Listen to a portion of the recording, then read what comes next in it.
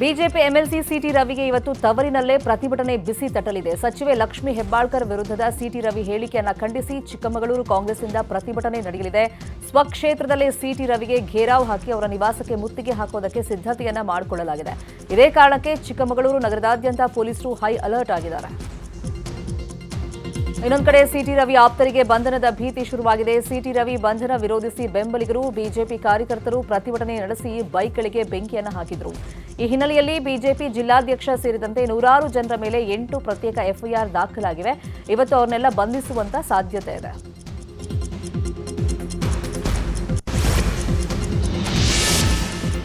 ಹೆಬ್ಬಾಳ್ಕರ್ ಬಗ್ಗೆ ಸಿಟಿ ರವಿ ಅವಾಚ್ಯ ಶಬ್ದ ಬಳಕೆ ಪ್ರಕರಣ ಸಂಬಂಧ ಸಿಎಂ ಸಿದ್ದರಾಮಯ್ಯ ಗೃಹ ಸಚಿವ ಪರಮೇಶ್ವರ್ ಅವರಿಂದ ಮಾಹಿತಿಯನ್ನು ಪಡೆದರು. ಸಿಟಿ ರವಿ ಬಂಧನ ವಿಚಾರ ಗೃಹ ಇಲಾಖೆಗೆ ಮಾಹಿತಿ ಇರಲಿಲ್ವಾ? ರಾತ್ರಿ ಇಡೀ ರವಿ ಸುತ್ತಾಡಿಸಿದ ಪೊಲೀಸರು ತಮಗೆ ಮಾಹಿತಿ ನೀಡಲಿಲ್ವಾ? ಸಿಟಿ ರವಿ ವಿಚಾರವಾಗಿ ಸರ್ಕಾರಕ್ಕೆ ಮುಜುಗರ ಎದುರಾಗಿದೆ ಅಂತ ಬೇಸರವನ್ನು ವ್ಯಕ್ತಪಡಿಸಿದ್ದಾರೆ ಎನ್ನಲಾಗಿದೆ. ಪ್ರಕರಣ ದೊಡ್ಡದು ಮಾಡಿ ಬಿಜೆಪಿ ರಾಜಕೀಯ ಲಾಭ ಪಡೆದುಕೊಳ್ಳುತ್ತೆ. ಅಲ್ಲದೆ ಸಿಟಿ ರವಿ ಕೋರ್ಟ್ ಮೆಟ್ಟಿಲೇರಿದರೆ ಹೇಗೆ ಸಮರ್ಥಿಸಿಕೊಳ್ಬೇಕು ಅಂತ ಸಿಟ್ಟಾಗಿದ್ದಾರಂತೆ. ಏನೇ ಆಗಲಿ ಕಾನೂನು ಹೋರಾಟದಲ್ಲಿ ಸೋಲಾಗಬಾರದು, ಸರ್ಕಾರಕ್ಕೆ ಮುಜುಗರ ಆಗದಂತೆ ನೋಡಿಕೊಳ್ಳಿ ಅಂತ ಸಿಎಂ ಡಾಕ್ಟರ್ ಜಿ ಪರಮೇಶ್ವರ್ಗೆ ಹೇಳಿದ್ದಾರೆ ಎನ್ನಲಾಗಿದೆ. ಲೋಕಸಭೆ ಕಲಾಪ ಸಂದರ್ಭದಲ್ಲಿ ಡಾಕ್ಟರ್ ಬಿಆರ್ ಅಂಬೇಡ್ಕರ್ ಕುರಿತಂತೆ ಗೃಹ ಸಚಿವ ಅಮಿತ್ ಶಾ ಹೇಳಿಕೆಯನ್ನು ಖಂಡಿಸಿ ಇವತ್ತು ರಾಜ್ಯದಲ್ಲಿ ಕಾಂಗ್ರೆಸ್ ಪ್ರತಿಭಟನೆಗೆ ಕರೆ ಕೊಟ್ಟಿದೆ. ರಾಜ್ಯದ ಎಲ್ಲಾ ಜಿಲ್ಲಾ ಕೇಂದ್ರಗಳಲ್ಲಿ ಕಾಂಗ್ರೆಸ್ ಕಾರ್ಯಕರ್ತರು ಪ್ರತಿಭಟನೆಯನ್ನ ನಡೆಸಲಿದ್ದಾರೆ. ಪಕ್ಷದ ಜಿಲ್ಲಾಧ್ಯಕ್ಷರು, ಶಾಸಕರು ಹಾಗೂ ಉಸ್ತುವಾರಿ ಸಚಿವರು ಪ್ರತಿಭಟನೆಯಲ್ಲಿ ಪಾಲ್ಗೊಳ್ಳುತ್ತಾರೆ. ಇನ್ನು ಡಾಕ್ಟರ್ ಬಿಆರ್ ಅಂಬೇಡ್ಕರ್ ಅವರ ಬಗ್ಗೆ ಗೃಹ ಸಚಿವ ಅಮಿತ್ ಶಾ ಹೇಳಿಕೆ ದೇಶಾದ್ಯಂತ ಚರ್ಚೆ ಆಗ್ತಾ ಇದೆ. ಬಿಜೆಪಿ ಕಾಂಗ್ರೆಸ್ ಪರಸ್ಪರ ಕಚ್ಚಾಡ್ತಾ ಇವೆ. ಬೆಂಗಳೂರಲ್ಲಿ ಪರಿಷತ್ ವಿಪಕ್ಷ ನಾಯಕ ಛಲವಾದಿ ನಾರಾಯಣಸ್ವಾಮಿ ಕಾಂಗ್ರೆಸ್ ವಿರುದ್ಧ ಕಿಡಿಕಾರಿದ್ದಾರೆ. ನ್ಯೂಸ್ 18 ಜೊತೆ ಮಾತನಾಡಿದ ಅವರು, ಅಮಿತ್ ಶಾ ಅವರು ಕಾಂಗ್ರೆಸ್ ಪಕ್ಷ ಅಂಬೇಡ್ಕರ್ಗೆ ಮಾಡಿರೋ ಅಪಮಾನ ಬಿಚ್ಚಿಟ್ಟಿದ್ದಾರೆ. ಅಂಬೇಡ್ಕರ್ಗೆ ಭಾರತ ರತ್ನ ಕೊಡಲಿಲ್ಲ, ಅಂಬೇಡ್ಕರ್ ಸತ್ತಾಗ ಜಾಗ ಕೊಡೋದಕ್ಕೆ ನಿರಾಕರಿಸಿದ್ರು ಅಂತ ಹೇಳಿದ್ದಾರೆ.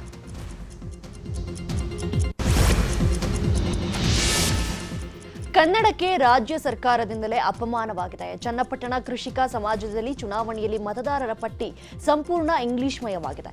ಇದೇ ಡಿಸೆಂಬರ್ 30ಕ್ಕೆ ಚುನಾವಣೆ ನಡೆಯಲಿದೆ. ನ್ಯೂಸ್ 18 ಮೂಲಕ ರಾಮನಗರ ಜಿಲ್ಲಾ ಕಸಾಪ ಅಧ್ಯಕ್ಷ ಬಿಟಿ ನಾಗೇಶ್ ರಾಜ್ಯ ಸರ್ಕಾರಕ್ಕೆ ಚಾಟಿ ಬೀಸಿದ್ದು ಕೂಡಲೇ ಪ್ರಮಾದ ಸರಿಪಡಿಸುವಂತೆ ಆಗ್ರಹಿಸಿದ್ದಾರೆ.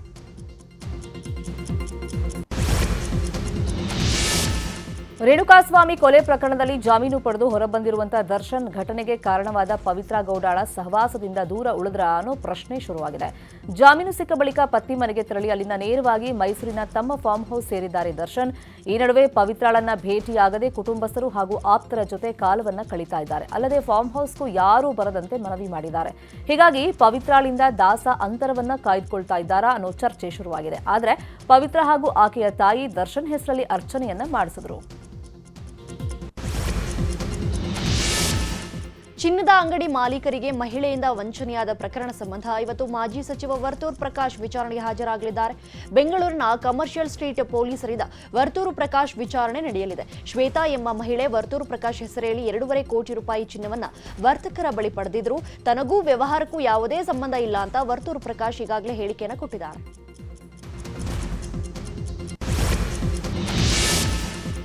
ಕೇಂದ್ರ ಸರ್ಕಾರದ ವಿವಿಧ ಇಲಾಖೆಗಳಲ್ಲಿನ 71,000 ಉದ್ಯೋಗ ನೇಮಕಾತಿ ಪತ್ರಗಳನ್ನು ಪ್ರಧಾನಿ ಮೋದಿ ಇವತ್ತು ವಿತರಣೆ ಮಾಡಲಿದ್ದಾರೆ. ತಮ್ಮ ಕಚೇರಿಯಿಂದ ವಿಡಿಯೋ ಕಾನ್ಫರೆನ್ಸ್ ಮೂಲಕ ವರ್ಚುವಲ್ ಆಗಿ ಮೋದಿ ಉದ್ಯೋಗ ಮೇಳದಲ್ಲಿ ಪಾಲ್ಗೊಳ್ಳುತ್ತಾರೆ. ಬೆಳಗ್ಗೆ 10:00ವರೆಗೆ ಕಾರ್ಯಕ್ರಮಕ್ಕೆ ಚಾಲನೆ ಸಿಗಲಿದ್ದು ಉದ್ಯೋಗಾಕಾಂಕ್ಷಿಗಳನ್ನು ಉಲ್ಲೇಖಿಸಿ ಮೋದಿ ಮಾತನಾಡಲಿದ್ದಾರೆ. 2 ದಿನಗಳ ಕುವೈತ್ ಪ್ರವಾಸದಿಂದ ಪ್ರಧಾನಿ ಮೋದಿ ವಾಪಸ್ಸಾಗಿದ್ದಾರೆ. ಮೋದಿಗೆ ಕುವೈತ್ ಸರ್ಕಾರ ಅಲ್ಲಿನ ಸರ್ಕಾರದ ಅತ್ಯುನ್ನತ ನಾಗರಿಕ ಪುರಸ್ಕಾರ ದಿ ಆರ್ಡರ್ ಆಫ್ ಮುಬಾರಕ್ ಅಲ್ ಕಬೀರ್ ಗೌರವ ನೀಡಿ ಪುರಸ್ಕರಿಸಿತು. ಬಳಿಕ ತವರಿಗೆ ಹೊರಟ ಮೋದಿ ಅವರನ್ನ ಖುದ್ದು ಕುವೈತ್ ಪ್ರಧಾನಿಯೇ ವಿಮಾನ ನಿಲ್ದಾಣಕ್ಕೆ ಬಂದು ಬೀಳ್ಕೊಟ್ರು. ಅಮೆರಿಕಾದಲ್ಲಿ ಚಿಕಿತ್ಸೆ ಪಡೆದು ಗುಣಮುಖರಾಗಿ ಬಂದ ಸದ್ಗುರುಗಳಿಗೆ ಚಿಕ್ಕಬಳ್ಳಾಪುರ ಬಳಿಯ ಇಶಾ ಫೌಂಡೇಶನ್ನಲ್ಲಿ ಅದ್ಧೂರಿಯಾಗಿ ಸ್ವಾಗತವನ್ನ ಕೋರಲಾಯಿತು. ನಾನು ಸಂಪೂರ್ಣವಾಗಿ ಚೇತರಿಸಿಕೊಂಡಿದ್ದೀನಿ ಅಂತ ಹೇಳಿ ಸದ್ಗುರು ಈ ಸಂದರ್ಭದಲ್ಲಿ ಹೇಳಿದರು. ಚಿಕ್ಕಬಳ್ಳಾಪುರ ಅಂತ ನಾವು ಮಾಡ್ತಾ ಇದ್ವಿ.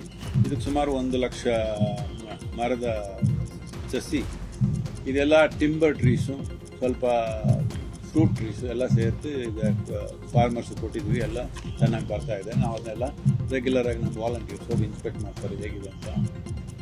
ಫಾರ್ಮರು ನಮ್ಮ ರೈತರು ಚೆನ್ನಾಗಿ ನೋಡ್ಕೋತಾರೆ. ಯಾಕಂದರೆ ಇದರಲ್ಲಿ ಹಣ ಇದೆ ಅಂತ ನಾವು ಅವ್ರಿಗೆ ಹೇಳ್ಬೋದು. ಇದು ನಿಮಗೆ ಗೊತ್ತಿಲ್ಲದೆ ಇರ್ಬೋದು, ಬಟ್ ಒಂದು 6-7 ವರ್ಷದಲ್ಲಿ ಮೊದಲು ಅವರು ಯಡಿಯೂರಪ್ಪ ಅವರು ಇರಬೇಕಾದ್ರೆ ನಾವೊಂದು ಕೆಲಸ ಮಾಡಿದ್ವಿ. ನಮ್ಮ ದೇಶದಲ್ಲಿ ಯಾವ ಥರ ರೂಲ್ಸ್ ಇತ್ತು ಅಂದರೆ, ಇನ್ನು ಚಿಕ್ಕಬಳ್ಳಾಪುರದ ಆದಿಯೋಗಿ ಸನ್ನಿಧಿಯಲ್ಲಿ ಇಶಾ ಫೌಂಡೇಶನ್ ವತಿಯಿಂದ ಗ್ರಾಮೋತ್ಸವ ಕಾರ್ಯಕ್ರಮ ಆಯೋಜನೆ ಮಾಡಲಾಗಿದೆ. ಗ್ರಾಮೋತ್ಸವದಲ್ಲಿ ಆಟ, ಪಾಠ, ನೃತ್ಯ, ಕ್ರೀಡೆ ಎಲ್ಲವೂ ಇರಲಿದೆ.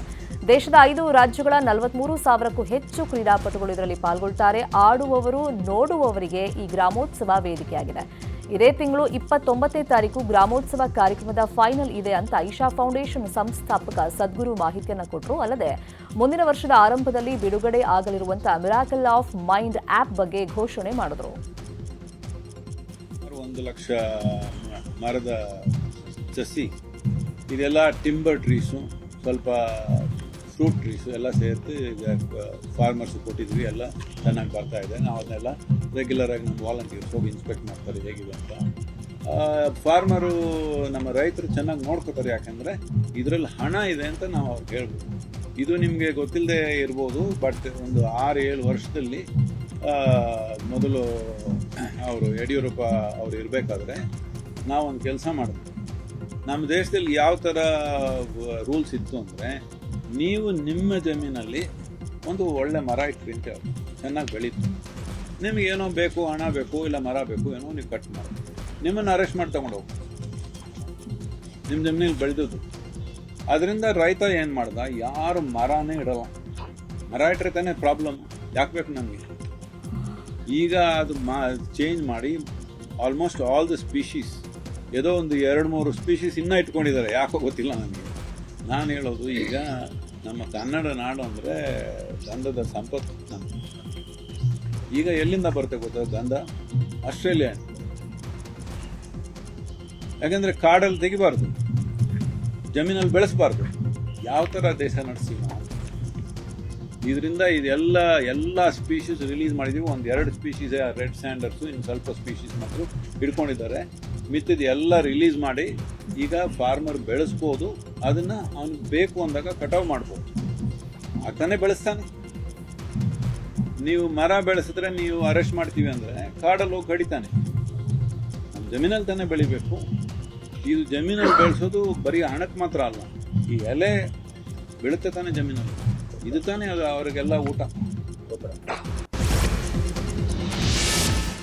ತಿರುಪತಿ ತಿಮ್ಮಪ್ಪನ ಯಾತ್ರಾರ್ಥಿಗಳ ಸೇವೆಯಲ್ಲಿ ಪಾರದರ್ಶಕತೆ ಮತ್ತು ದಕ್ಷತೆ ವೃದ್ಧಿಸುವ ದೃಷ್ಟಿಯಿಂದ ಕೃತಕ ಬುದ್ಧಿಮತ್ತೆ ಚಾಟ್ಬಾಟ್ ಮೂಲಕ ಸ್ವಯಂಚಾಲಿತ ವ್ಯವಸ್ಥೆ ಜಾರಿಗೆ ಟಿಟಿಡಿ ನಿರ್ಧರಿಸಿದೆ. ಈ ಮೂಲಕ ವಸತಿ, ದರ್ಶನ, ಇತರೆ ಸೇವೆಗಳಿಗೆ ಎಐ ತಂತ್ರಜ್ಞಾನದ ಅಳವಡಿಸಲು ಮುಂದಾಗಿದೆ.